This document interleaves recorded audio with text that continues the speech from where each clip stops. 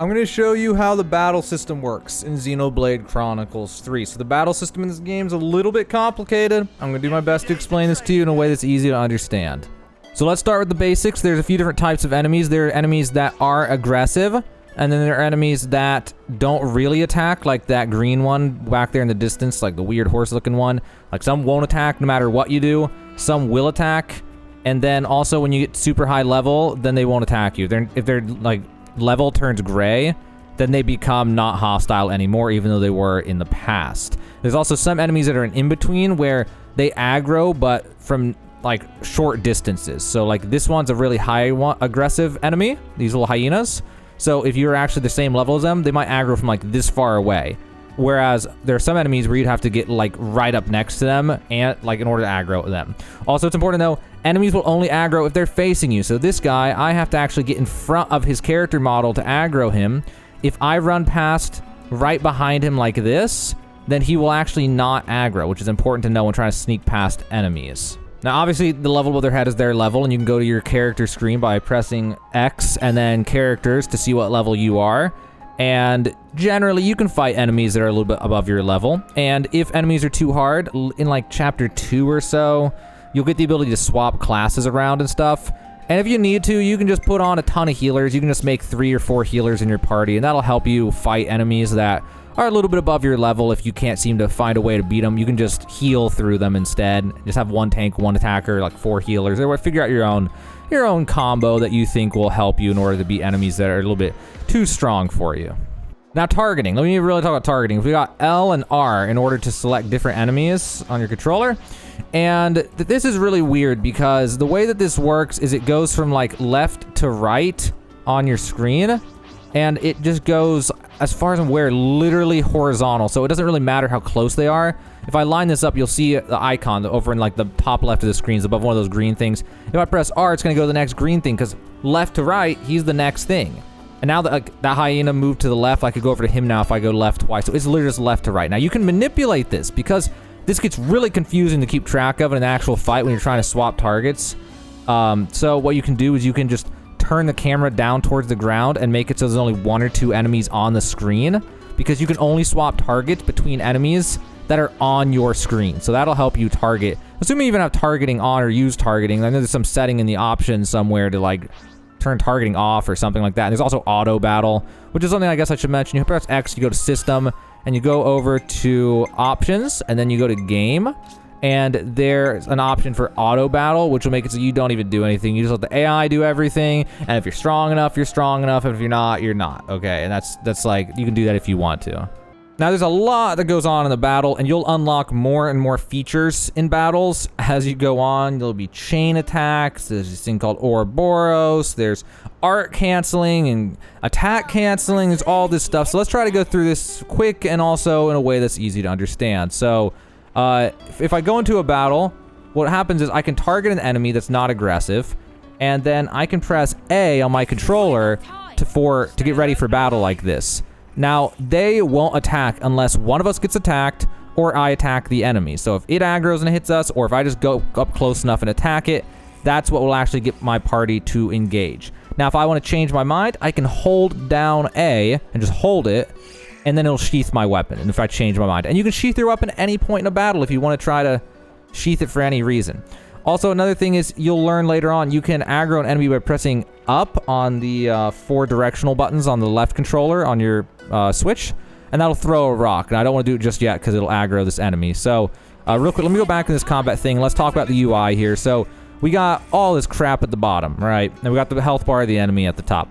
Okay, so at the bottom right are your arts. There's the top one, the bottom one, and the left one. Those are like your basic ones, and they'll do whatever, you know, side break, front attack, continuous damage field. Each one does something, and it will tell you what it does. So when you're like looking at an enemy, so this enemy right in front of me, for example, well, I just killed that enemy. So let's look at a different enemy. Let's look at this enemy. So if you're on his side, you'll see that little arrow above those 4 buttons at the bottom right. It'll show you your orientation to the enemy, so you don't actually have to look visually at it. Or you can just look visually at it. You can tell them on the side of the hyena, so I'm going to hit it from the side. If I rotate behind it, it just turned for me. Now you see I'm behind it, and so if I go like directly behind it, now I'm behind it. So some abilities will say that they do additional damage from behind. If so, then you'll want to use that ability when you're behind the enemy.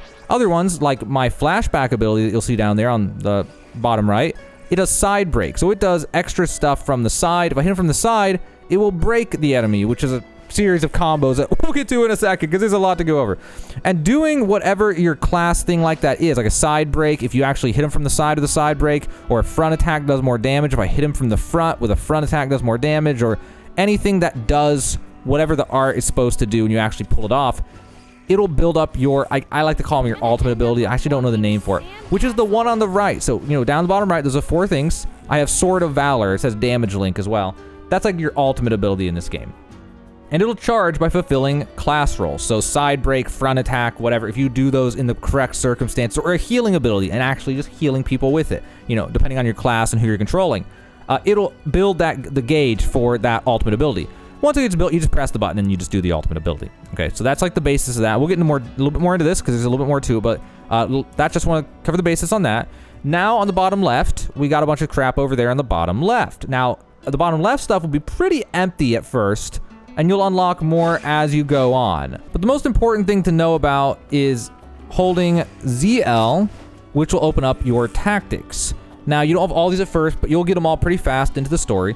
There's any combo smash and burst, which will control what types of abilities that your allies prioritize, which I wouldn't really worry too much about at all. It's not something that matters all that much. The main ones that matter are we got focus attack on the top, and then we have follow the leader on the bottom, and fusion first on the right for those bottom left ones. Those are the most important ones. Let me explain to you. Focus attacks will make everyone attack whoever you have targeted. So you see in the back, I have that land Volf targeted. If I have focus attacks activated, everyone in my party will, no matter what, only attack that guy. And if I swap over to the other Volf, they'll all go for it instead. They'll just stop what they're doing and they'll go for the other one. So focus attacks is very helpful when multiple enemies are on you to try to finish them fast, take them down before anything else happens. I don't know why they just attacked. That was really weird. Okay, well anyway, then follow the leader is really useful for a lot of different circumstances. It'll make them stop doing everything, except all they'll do is just cluster up on you and follow you like you see them right now. They won't attack, they won't defend themselves, they won't do anything. And this is actually really helpful because you could swap through them and manually control them during this, but it's really tough to keep up with all 6 characters manually. But you could if you're trying to do some kind of trick in the game or something and you don't want to be attacking. Or another scenario is, sometimes when you're fighting, you'll find your allies get spread out all over the place, and then the healers aren't healing with AoE correctly and all this stuff. And you can just really quick turn on follow the leader, give it a few seconds, they'll all cluster up on you, then turn it off, and then you'll all be grouped up again for AoE healing. So that's like a really useful thing in battles to know about. Now, fusion first is something that matters later on. So fusion attacks. First, I need to explain fusion attacks. So if I let go of ZL, you'll see I have giant swing and wide slash and dark banner and all this stuff at the bottom left. Those are fusion attacks. The way that those work, let me sheath my weapon so I can show you, is if you go into the menu, you'll at some point unlock under arts these additional arts over here, master arts. And these are, if I remember this correctly, you get these when you get a class to level 10, it'll unlock one of these. So you want to level up a bunch of different classes, get a bunch of different abilities. I think that was how that worked. I hope I'm not wrong on that. It's been a while. So anyway, you'll eventually get these though. So once you have these, you can equip them onto each one of these things. And this will be an attack from a different class. Yeah, okay, it is what I thought. Because like, these are ogre abilities, even though this guy is not the ogre class. And this is a tactician ability, even though he's not a tactician class. You know, so it'll unlock them for playing other classes and stuff. So I can put this on, like giant swing. It does however much damage, does all this stuff. And then I can put one on over here. And now I have 3 fusions equipped to this character. And what fusion does is it'll make you just do both these attacks at once. So wide slash, bull rush, the 2 top ones. If I do a fusion attack, it will do both those at the same time. So it just does more damage. And then crash out giant swing, same thing. It just does more damage. So you definitely want this, or if someone might combo like a healing ability with damage, or you might combo a buff with an AoE. You know, there's a lot of combos of just using 2 abilities at once. That's all you're really doing with fusion abilities. But there's a lot of reasons to do those abilities. So when you get into a battle, fusion, I'm gonna put on follow the leader and try to get myself in a battle here without killing this guy. So fusion, you'll see that they are active immediately at the start of a battle. Now fusions will activate from doing auto attacks on an enemy. You'll see that bar build up if I keep auto attacking this enemy. And so, you know, your first round, you may just use your normal abilities and then wait for the cooldown to come back before going for a fusion. And the reason I'm telling you all this is what I was telling you earlier about fusion first. So if I put fusion first on, then my allies will not use their abilities unless their fusion ability is also available. So if if those ones on the left are not up, they won't use the abilities on the right. But once they're up like that, then they'll start spamming abilities. So you might be wondering, why would you want to do this? Well, it you know, will it do more damage on average? Maybe. It doesn't really matter. That's not the real reason you do it. The real reason you do it is because that thing at the bottom left called Interlink. If you see down there, Interlink level 0, that's something you'll unlock at the end of Chapter 2, which is with Ouroboros and all this stuff. And I've got an Ouroboros forms and all that if you want to see that as well.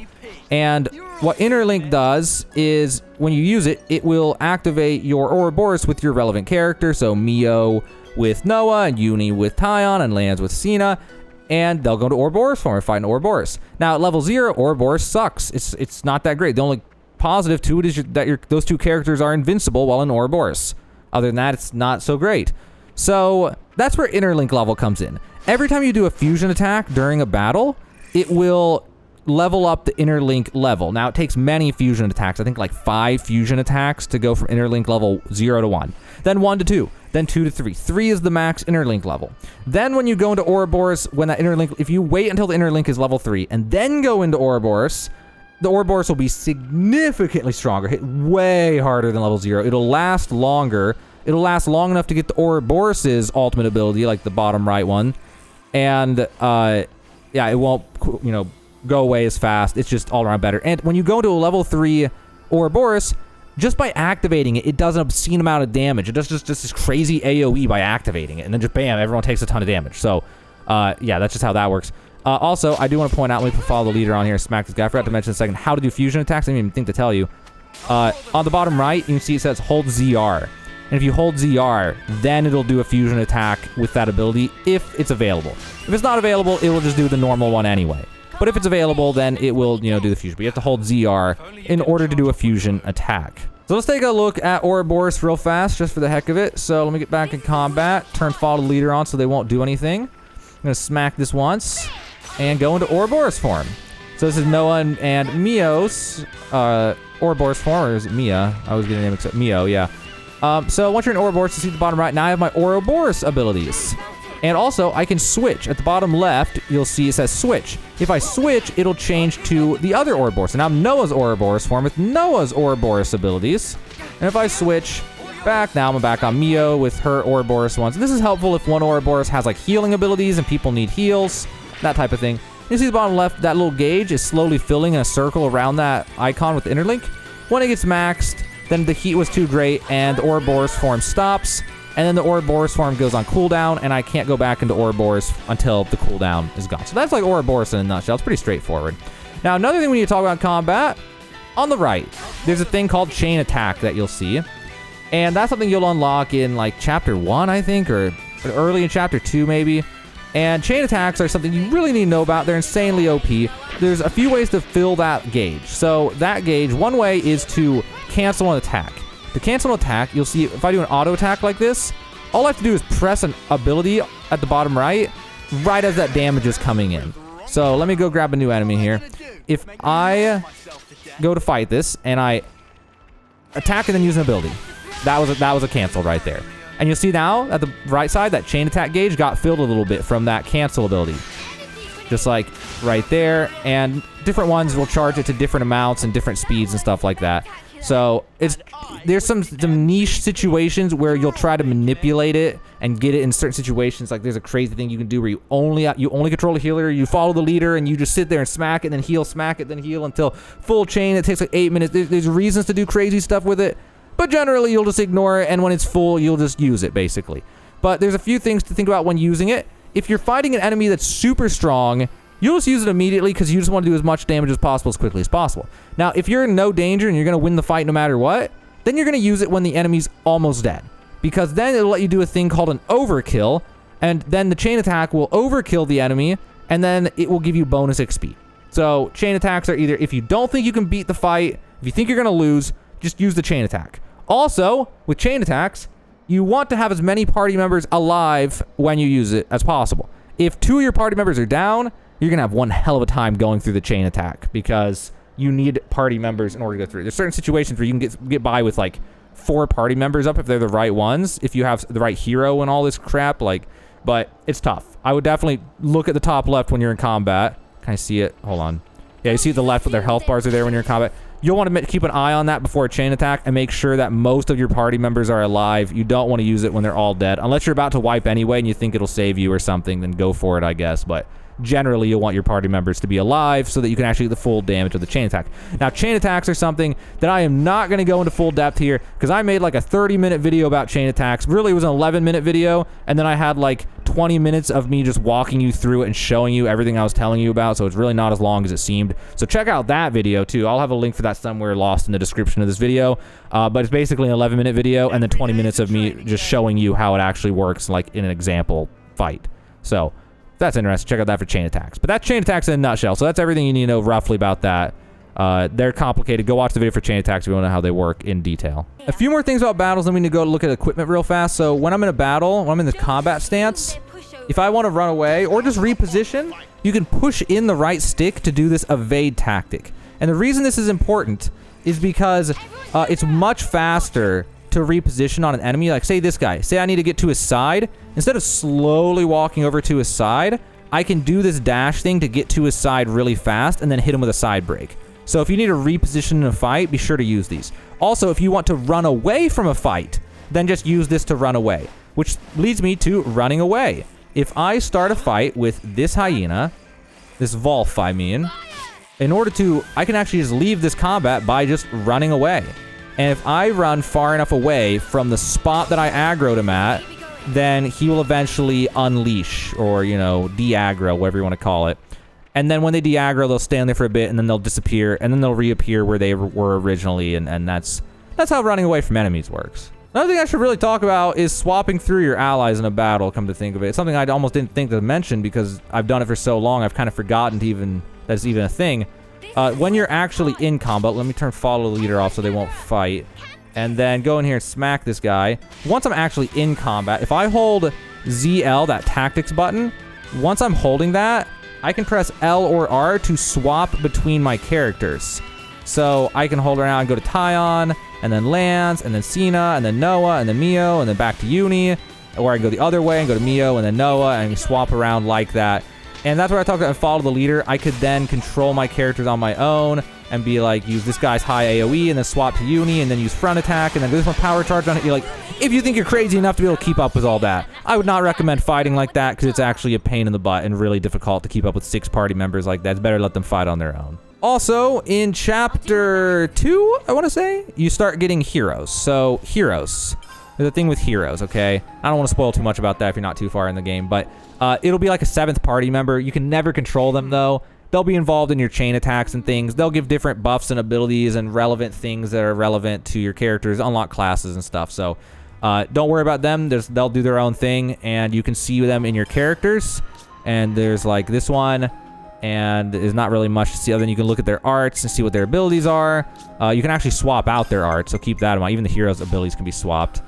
And their skills, you can look at their skills and what they do just to understand your hero that you've equipped and whatever. You can't change their class. You can only change heroes. So yeah, that's heroes. And then other thing we need to look at here is in these characters, there's a bunch of stuff. There's skills, which you unlock master skills when you hit level 10 with a class. So when I go to class, like Sword Fighter, when I hit level 10 at Sword Fighter, then one of the abilities will become a master ability, or master skill, I mean. And then I go to these master skills, and I can equip whatever it was I unlocked. Sword Fighter gives Cypher Edge, which boosts critical rate by 20%. I can put that on to any class that I have. Master skills are just additional skills. You should always equip them. It's just extra stuff to make you stronger. So go through each of your characters, make sure they have 3 master skills equipped so that they can fight at their max potential. Then we also have gems. I have a gem crafting video, gem crafting guide. Check out the description of this video for that as well. It's gonna be lost in there somewhere. But you can equip gems. 1 gem goes on everybody, so you don't need to craft like 6 of each gem. If you want the ironclad gem, you make 1 ironclad gem and everyone can equip that gem. It's like an unlock, not an actual gem. It's just something you unlock and then everyone can put on. And those will change. That'll make you stronger, so make sure to include that in your battles. And then we have accessories, which are super complicated. And you just find tons of accessories throughout the game. You can buy accessories, you can sell accessories, whatever. They each do different things. Like this one boosts damage by 10% for every enemy in the battle, up to a maximum of 20 enemies. You know, and there's just so many different things. Evasion and days and launch, and different things last longer, buffs are shorter. You know, so that's up to you and your customization for whatever you decide you want to do, however you want to build your classes. You know, that's up to you. So that's really going to be on you to figure out. And then there's Interlink, where you can look at your Ouroboros and you can change their abilities. So if you want your Ouroboros to have different abilities, check out what abilities they have. You can unlock new abilities in the Soul Tree, which I'll look at in a sec. They have skills that you can look at, master skills that you can unlock. And then there's Soul Tree, which is like a talent tree. You'll get SP points throughout the game by just exploring and progressing the story and fighting and stuff. And then you'll be able to unlock things in their Soul Link tree, which was where you can unlock new abilities for the Ouroboros. Like this one gives one random buff to a party member. This one does daze to all enemies. This one revives an incapacitated ally, you know, and each character has their own Ouroboros, and they have this thing where you can swap it. You want to see more Ouroboros? Check out my video on Ouroboros. I got a whole video on Ouroboros. It's its own can of worms. So that's Ouroboros in a nutshell. And also, look at that one more time. You'll see down there, they have an ultimate just like normal people. That resonant edge at the bottom right. So just if you do enough damage before the Ouroboros interlink ends or overheats, then you'll also be able to use the Ouroboros. I like to call it an ultimate ability, but there's some other name for it. I forget what it's called. At the bottom right. So that's, you know, important to keep in mind. And yeah, as far as I should stay focused on the battles more than the stats though here. So yeah, there's one more thing. There's one more thing that I should really tell you about in these battles. It's kind of hard to show you on weak enemies. I can't really show you on this. There's a combo: break, topple, daze, launch, and I think smash, maybe you can end it with. You'll see at the bottom right, I have flashback. It does side break. This guy may just die, though. If I hit him in the side, well, that didn't work out. I hit the wrong button. Okay, let me try on a different enemy. If I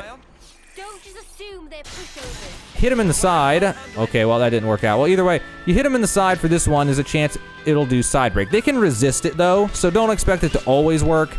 But the chain starts with a break. You put a break on, and then there will be a debuff at the top left. Let me see if I can get him real fast. There we go. Top left, above his, like to the left of his health bar, and you'll see that icon. That's a break. Once he's on a break, you can try to follow up with a daze if someone has a daze. And then it will do another thing. It'll be a daze, or I mean a topple, actually. Sorry. Topple. Then someone can follow up with a daze. Then someone can follow up with a launch. And when you do a launch, it'll show them in the air, spinning wildly in the air. And it's just ridiculous looking. And each one of these ones, as you progress, will make it so you do more damage and more damage and more damage to the enemy. If you get them into a launch, it does crazy damage. And a launch, you can combo with a chain attack, and the whole chain attack, they'll be launched. They'll do crazy damage.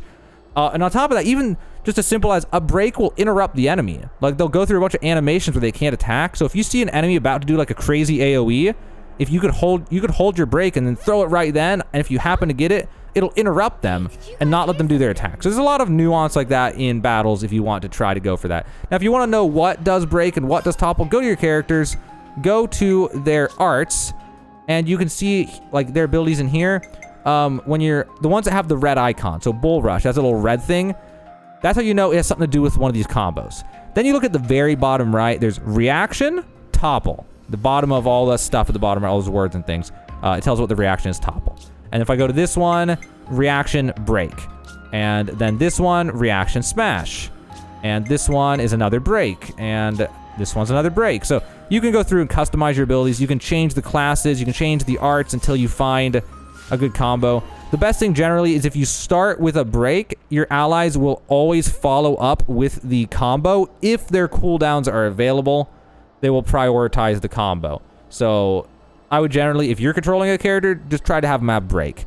Or try to make, if like the only launch that you have is an ultimate ability, then just have it, you know, be ready with the ulti in case that your allies go through the combo on their own and then they need the launch. And because your allies won't hold an ultimate ability, they'll just throw them the second they get them. So, you know, there's a lot of nuance with controlling that, but you can control that if you want. And there's other things like buffs and debuffs and heals and all this stuff. It's the same kind of principles. You just use arts, it'll be like an AoE, or it'll hit an enemy and then heal everyone around you. You know, it's like, you've already, at this point, I feel like you get the point of how battling works. It's all pretty much the same thing over and over again, rinse and repeat. You know, there's buffs. It'll be everyone nearby. When I press the button, they'll all get attack or defense, or I'll put a ring on the ground. They all stand in it. They'll get the buff, you know, or everyone nearby gets healed, or, you know, there's so many nuances like that. And then healers. healers are the only ones, healer classes, so if you go to characters, the ones that have, at the very top right, you see the green icons on this guy and on Cena, Tyon and Cena. Those are healer classes, and you can find them when you select classes, any of the green ones. Healers are the only ones who can revive people. So if you're in a battle and someone loses their HP and goes down, a healer can go over and pick them up. But if there are no healers available and someone goes down, they're down for the rest of the fight. If you get out of the fight, though, everyone instantly gets up, and within a few seconds, everyone's full HP again.